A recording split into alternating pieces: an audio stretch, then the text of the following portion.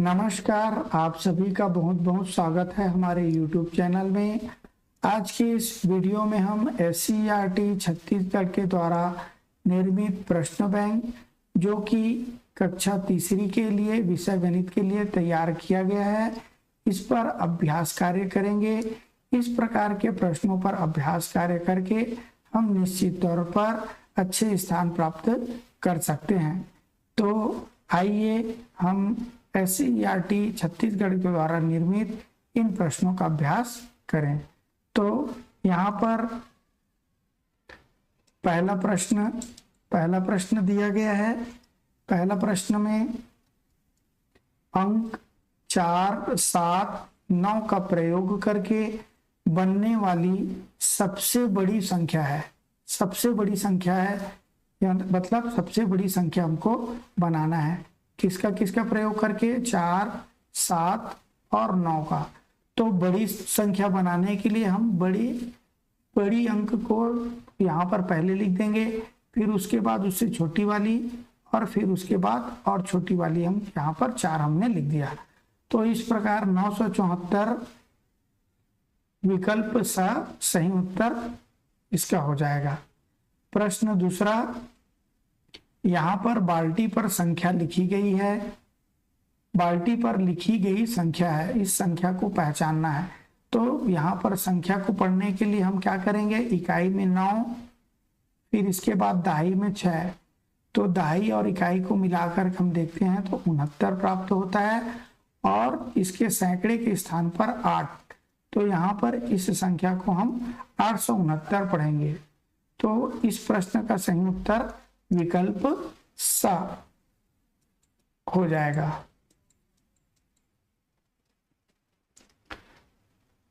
प्रश्न तीसरा, निम्नलिखित वस्तुओं में सबसे कम कीमत की वस्तु है। सबसे कम कीमत की वस्तु मतलब सबसे छोटी संख्या। यहाँ पर जो संख्याएं दी गई है इसमें सबसे छोटी संख्या को हमको पहचानना है। तो यहाँ पर हम तुलना करते हैं। 125 सैकड़, 125, 250, 520 और 450। तो यहाँ पर इकाई, दहाई, सैकड़ा में यदि हम देखें तो सैकड़ा के स्थान पर 1, इसके सैकड़ा के स्थान पर 2, यहाँ पे सैकड़ा के स्थान पर 5 और इसके सैकड़ा के स्थान पर 4 दिया गया है। तो यहाँ पर सबसे छोटी जो संख्या है सैकड़े के स्थान पर 1 है, इसलिए सबसे कम कीमत की वस्तु ये जो गिलास दिया है 125 रुपया का मूल्य का, यही सबसे कम कीमत की वस्तु होगी। अर्थात इस प्रश्न का सही उत्तर विकल्प आ हो जाएगा। फिर इसके बाद अगला प्रश्न है प्रश्न 4। इसमें संख्या 981, 521, 891 को बढ़ते क्रम में, कौन से क्रम में? बढ़ते क्रम में लिखने पर सही क्रम होगा। तो बढ़ते क्रम में लिखने के लिए सबसे बड़ी संख्या को हमको पहले लिखना होता है। यहाँ पर सबसे बड़ी संख्या को पहचानने के लिए हम उसके इकाई, दहाई और सैकड़े के स्थान वाले अंक को देखेंगे। तो यहाँ पर सैकड़े के स्थान पर 5, 9 और 8 दिया गया है। तो 9 सैकड़े वाली जो संख्या है वो सबसे बड़ी होगी। तो 981 के बाद इससे छोटी वाली संख्या 800 वाली होगी। तो 800, उसके बाद 891 और उसके बाद उससे छोटी संख्या 521। इस प्रकार से 981, 891 और 521। तो इस प्रश्न का सही उत्तर जो है विकल्प बी हो जाएगा। अगला प्रश्न, किस विकल्प के संख्याओं को जोड़ने पर 45 आता है? यहाँ पर विकल्प दिया गया है, इसको क्या करेंगे? हम जोड़ते जाएंगे और जोड़ने पर इसका कुल योग जो है 45 आना चाहिए। यदि 45 आता है तो वह हमारा विकल्प सही होता है। यहाँ पर देखते हैं एक और एक यहाँ पर जोड़ देते हैं तो 2 हो गया, और 4 बार यहाँ पर 10 दिया है तो 4 बार 10 का 40, 40 2 42। तो विकल्प आ इसका सही उत्तर नहीं होगा। विकल्प ब देखते हैं, 1 2 3 4 और 1 2 3 4 5 बार 10 दिया हुआ, तो यहाँ पर 5 बार 10 का हो जाएगा 50। तो इसका भी, तो विकल्प ब भी इसका सही उत्तर नहीं होगा। सविकल्प पर विचार करते हैं, 1 2 3 4, 4 बार 10 दिया है तो 4 बार 10 का 40, और 1 2 3 4 5, 5 बार 1 दिया है और 5 बार 1 का मान होगा 5। इस प्रकार 40 और 5 इसको जोड़ने पर प्राप्त होता है। तो इस प्रश्न का सही उत्तर विकल्प स हो जाएगा। अगला प्रश्न, प्रश्न 6वां, सुजाता के दुकान में 217 पेन है। कितना पेन है? 217 पेन है। एक ग्राहक को 25 पेन देने पर के बाद उसके दुकान में शेष पेन होगा। कितना पेन? 25 पेन देना है। कितना पेन था? पहले 217 पेन सुजाता के पास में था, जिसमें से उसने 25 पेन एक ग्राहक को दे दिया।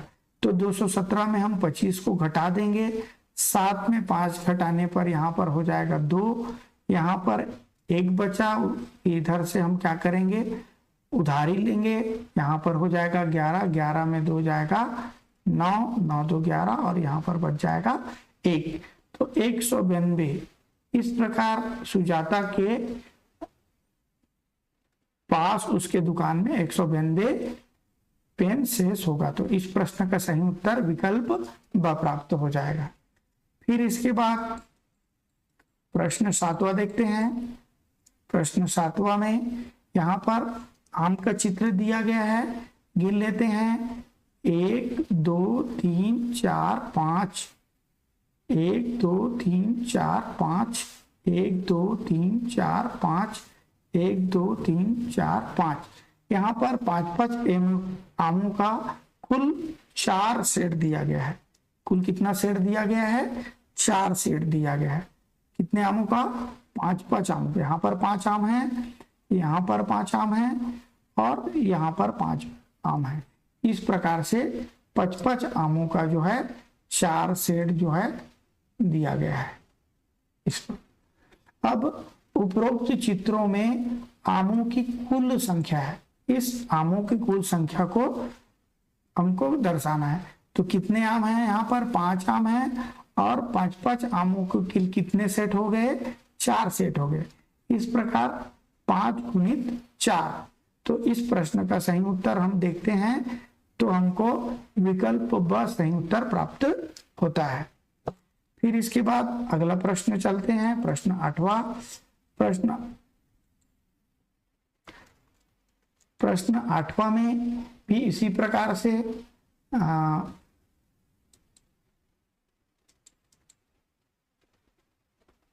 केला का चित्र दिया गया है। केला का चित्र में हम देखते हैं कि यहाँ पर 4 केलों का एक सेट है, फिर इसके बाद फिर 4 केलों का एक सेट है, फिर इसके बाद और 4 किलो का सेट, और एक बार और 4 किलो का सेट। उपरोक्त चित्र में केलों की कुल संख्या, हमको कुल संख्या बतानी है। तो यहाँ पर 4, यहाँ पर 4, फिर यहाँ पर 4, यहाँ पर 4 और यहाँ पर 4, अर्थात 4 बार 4 को हम जोड़ लेंगे। तो 4 बार 4 को हम जोड़ते हैं तो केलों की कुल संख्या हो जाएगी। 4 को हम 4 बार जोड़ते हैं तो यहाँ पर हमारा केलों की संख्या हो जाती है 16।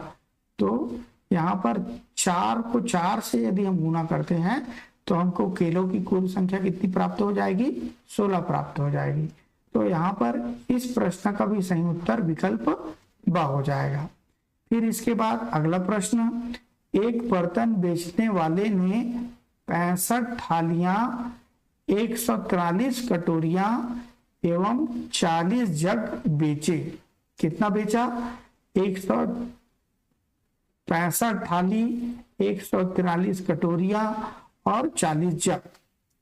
तो इस प्रकार उसके द्वारा कुल बेचे गए बर्तनों की संख्या, तो यहाँ पर 65 बेचा, फिर वो कितना बेच रहा है, 143 कटोरियां बेचा, फिर उसके बाद 40 जग बेचा। इस प्रकार हम तीनों संख्याओं को क्या कर देंगे, आपस में जोड़ लेंगे। तो यहाँ पर इकाई में जोड़ते हैं तो 5 और 3 8, 6 4 10, 4 14 का 4, हासिल का 1 और 2। सही उत्तर हमको 248 प्राप्त होगा। इस प्रश्न का भी सही उत्तर विकल्प ब हो जाएगा। फिर इसके बाद प्रश्न 10वां। प्रश्न 10वां में क्या कहा गया है, एक बर्तन बेचने वाले ने 34 थालियां, 210 कटोरियां एवं 52 जग बेचे। उसके पास बेचे गए कुल बर्तन की संख्या, कुल बर्तनों की संख्या, इसको भी इसी प्रकार से जोड़ देना है। 34 में 210 और इसमें जो है 52, तो इसको जोड़ने पर हमको सही उत्तर प्राप्त हो जाएगा। 4 और 2 6, 3 और 1 4, 5 4 9 और 2 296।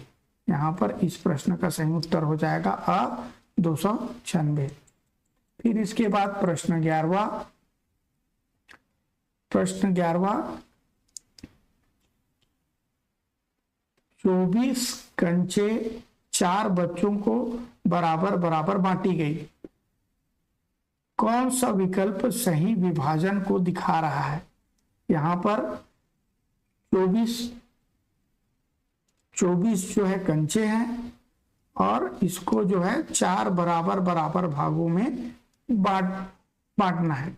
तो 24 को हम 4 बराबर बराबर भाग में बांटते हैं, 24 को 4 से डिवाइड करते हैं तो 6 के पहाड़ा में 24 बराबर बराबर भाग चले जाता है। मतलब यहाँ पर जो है उत्तर 6 आना चाहिए। तो यहाँ पर हम देखते हैं कि इसमें 5 5 का सेट आया हुआ है ना, तो विकल्प असही उत्तर नहीं है ना। तो 24 को हम कितने भाग में बांट रहे हैं, 4 बच्चों को बराबर बराबर बांटेंगे तो एक बच्चे को कितना मिलेगा, 6 कंचा मिलेगा। तो यहाँ पर दूसरा वाला विकल्प में हम देखते हैं तो 2 2 4 2 6 2 8 कंचा है, ये भी विकल्प सही नहीं होगा। यहाँ पर हम देखते हैं कि इसमें जो है 6 कंचे हैं, एक बच्चे को मिला, फिर 6 कंचे दूसरे बच्चे को मिला, फिर 6 कंचे तीसरे बच्चे को मिला और फिर 6 कंचे चौथे बच्चे को मिला।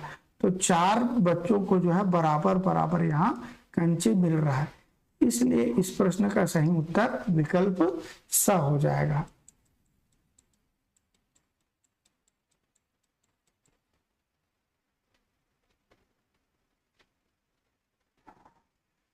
यहाँ पर प्रश्न 12वां में 20 कंचे दिए गए हैं, 20 कंचों को कितने बच्चों में बांटा गया है वो थोड़ा सा स्पष्ट नहीं दिख रहा है, इसलिए इस प्रश्न को हम छोड़ रहे हैं क्योंकि इस प्रश्न जो है अस्पष्ट है।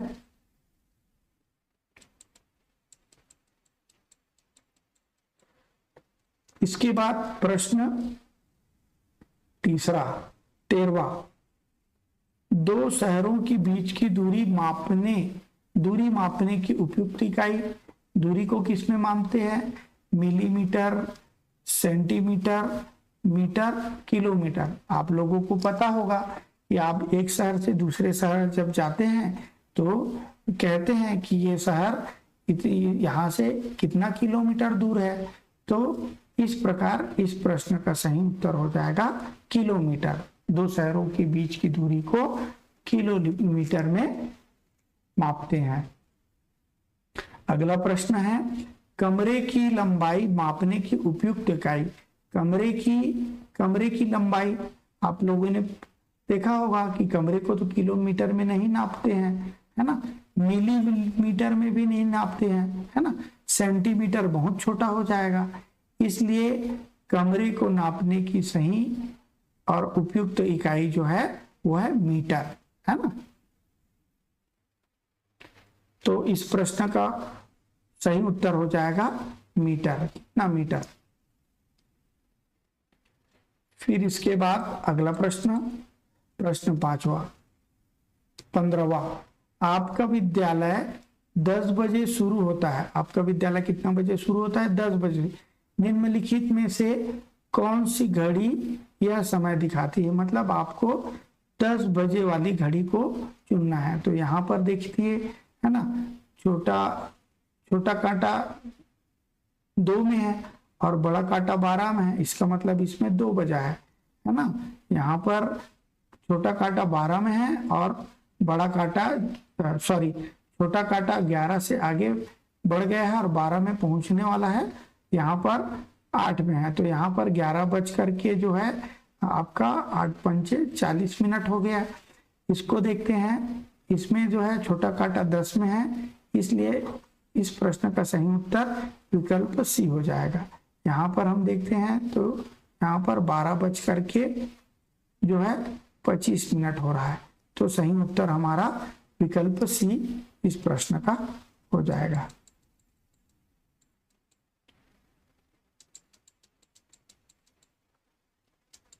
अगला सवाल हम देखते हैं, प्रश्न क्रमांक 16। आपका विद्यालय 11 बजे शुरू होता है। कितना बजे शुरू होता है? 11 बजे शुरू होता है। निम्नलिखित में से कौन सी घड़ी यह समय दिखाती है? मतलब जिस घड़ी में 11 बजा हो उस घड़ी को हमको चुनना है। तो यहाँ पर 11, यहाँ पर जो है घड़ी 11 में तो दिख रही है, इसमें 11 बजा है। इसमें देखते हैं, इसमें छोटा वाला कांटा जो है 12 में है। तो 12 बज के यहाँ पर 15 मिनट इस घड़ी में हो रहा है।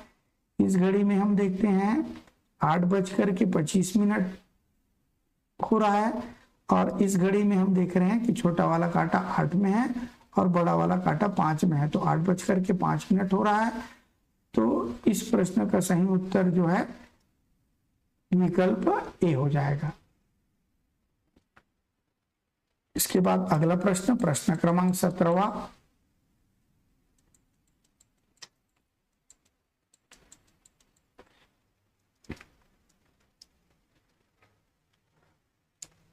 प्रश्न क्रमांक 17वां। एक आयताकार टेबल की सतह, आयताकार आकृति इस प्रकार से बनती है। इसकी सतह गणित की 12 पुस्तकों से पूरी तरह ढक जाती है। जब हम इसके ऊपर पुस्तकें रखते हैं तो गणित की 12 पुस्तकें इसके ऊपर हम इस प्रकार से रख सकते हैं और उसके बाद इसकी पूरी सतह जो है वो ढक जाती है। तो टेबल की सतह का क्षेत्रफल क्या होगा? तो यहाँ पर 12 पुस्तक की सतह के बराबर यहाँ पर पुस्तकों की संख्या दी गई है। तो ये जो आयताकार टेबल है वो 12 पुस्तकों से ढकती है, इसलिए इस प्रश्न का सही उत्तर जो है विकल्प द हो जाएगा, 12 पुस्तकों के सतह के बराबर।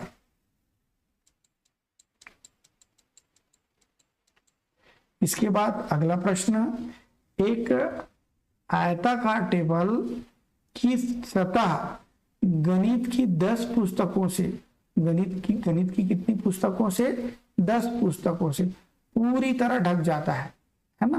तो ये भी सवाल उसी प्रकार से है। इसका जो है टेबल की सतह जो है वो गणित की पुस्तकों से, कितने पुस्तकों से? 10 पुस्तकों से बराबर ढक जाते। तो इसकी सतह का क्षेत्रफल क्या होगा? 10 पुस्तकों के सतह के बराबर, अर्थात इस प्रश्न का सही उत्तर विकल्प आ हो जाएगा।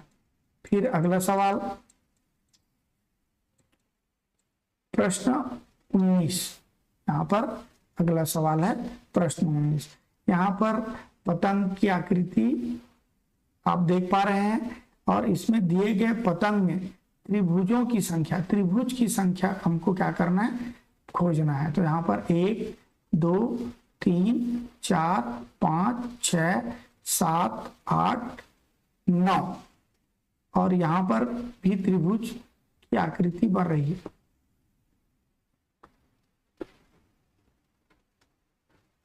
दस और यहाँ पर और त्रिभुज बन रही है 11, ठीक है, और त्रिभुज की आकृति नहीं दिख रही है। इस प्रकार दिए गए प्रतंग में त्रिभुजों की संख्या जो है 11 हम ढूंढ पाए। तो इस प्रश्न का सही उत्तर हो जाएगा विकल्प द। प्रश्न क्रमांक 20। प्रश्न क्रमांक 20 में यहाँ पर एक और आकृति दी गई है। दी गई आकृति में चतुर्भुज मतलब 4 भुजा को ढूंढना है। ये तो त्रिभुज की आकृति है, ये भी त्रिभुज है, ये भी त्रिभुज है, तो ये चतुर्भुज हो गया, ये चतुर्भुज हो गया और ये चतुर्भुज हो गया। तो इस चित्र में कुल 3 चतुर्भुज हैं। इस प्रश्न का सही उत्तर विकल्प सा। तो इस प्रकार से हमने 1 से लेकर के 20 तक के प्रश्नों को आज हल किया है, और इससे आगे आने वाली वीडियो में हम जो है आगे के प्रश्नों का अभ्यास करेंगे। तब तक के लिए आप सभी को गुड बाय, और मिलते हैं अगले वीडियो में। इससे आगे के प्रश्नों को लेकर के हम आएंगे। तब तक के लिए आप सभी को धन्यवाद।